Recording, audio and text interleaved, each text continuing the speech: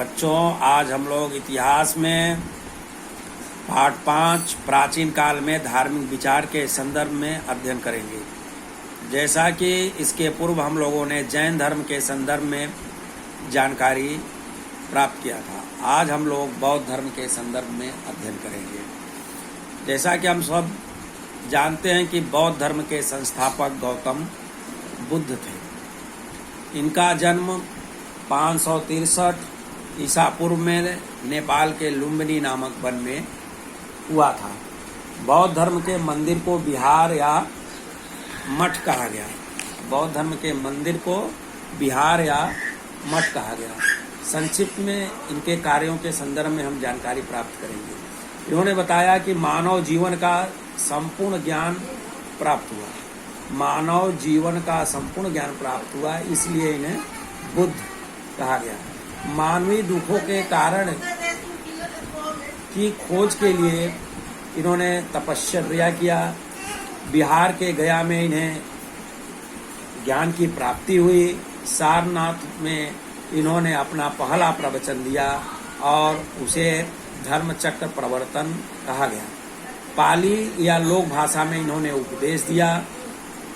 बुद्ध धर्म और संघ की शरण में जाना, त्रिशरण की संकल्पना को इन्होंने बताया। भिक्षुओं और भिक्षुणियों के संघ स्थापित किए। वर्ण जाति व्यवस्था को इन्होंने पूरी तरह से नकार दिया।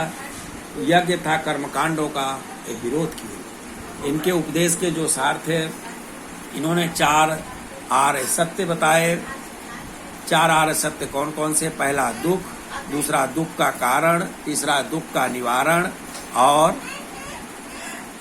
प्रतिपद। ये 4 इन्होंने आर्य सत्य बताए।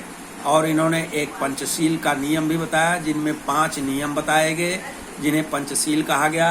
ये 5 नियम कौन कौन से थे? प्राणियों की हत्या करने से दूर रहना, चोरी करने से दूर रहना, अनैतिक आचरण से दूर रहना, असत्य बोलने से दूर रहना, नशीले पदार्थों का सेवन करने से दूर रहना।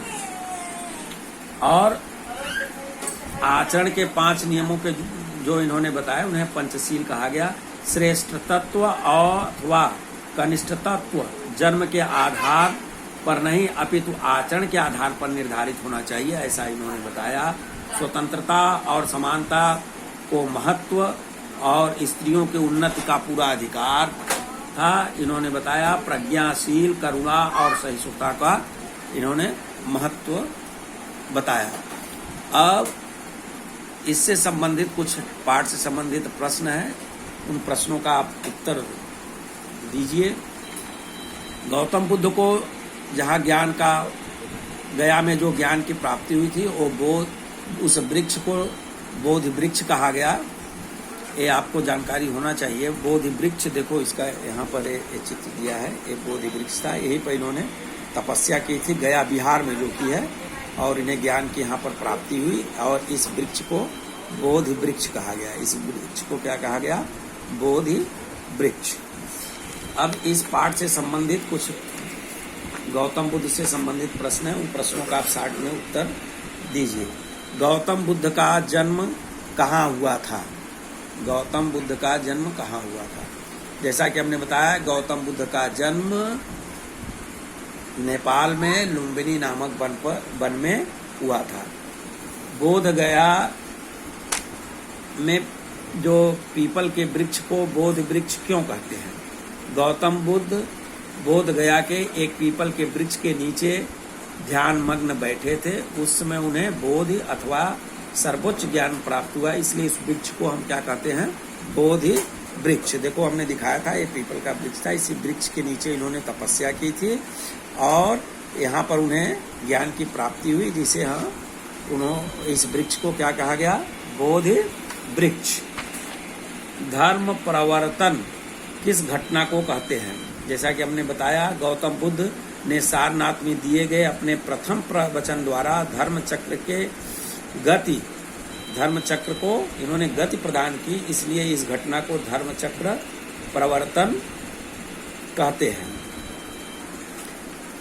इस प्रकार आप 4 आर्य सत्य कौन थे? गौतम बुद्ध के 4 आर्य सत्य कौन थे? पहला था दुख, दूसरा था दुख का कारण, तीसरा था दुख का निवारण और चौथा था प्रतिपद।